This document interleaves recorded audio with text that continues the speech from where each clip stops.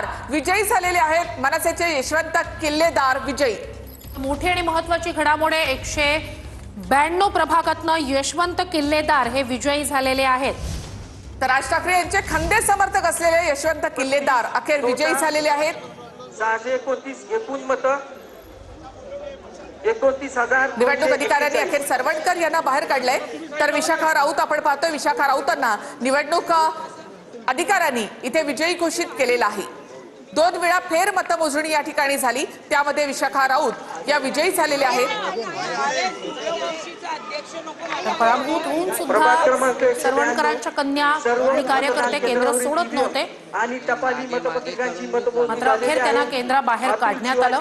विशाखा राऊत सोबत देसाई त्या ठिकाणचे स्थानिक आमदार असं एकत्रितपणे या ठिकाणी विक्ट्री साईन दाखवतात। 59 यशवंत मारुती किल्लेदार 14,253, ब्रिटिश प्रकाश पाटणकर 12,822,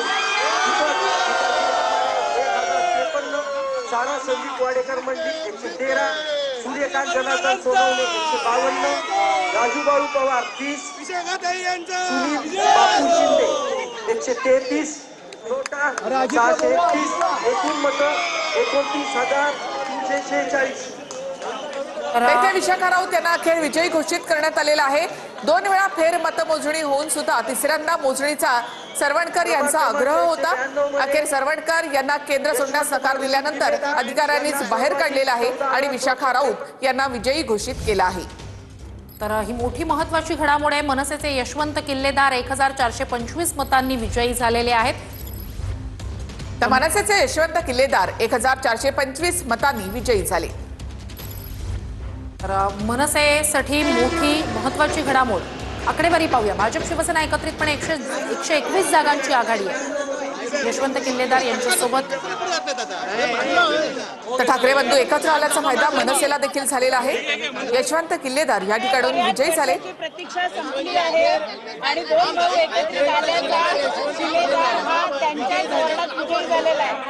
मला खूप खूप आनंद होतोय आणि याचं संपूर्ण श्रेय मी राजसाहेब आणि उद्धव साहेबांना देत आहे। त्याचबरोबर दोन्ही पक्षाचे जे कार्यकर्ते शिवसैनिक महाराष्ट्र सैनिक यांनी खूप खूप मेहनत केली। मला प्रचार करताना जी साथ दिली त्यात सगळ्या दोन्ही पक्षाच्या कार्यकर्त्यांचं देखील मला खूप खूप आभार मानावेसे वाटतात।